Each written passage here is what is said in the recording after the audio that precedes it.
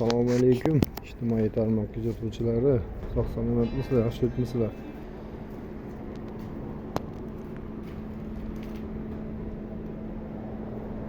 Soat 10:30.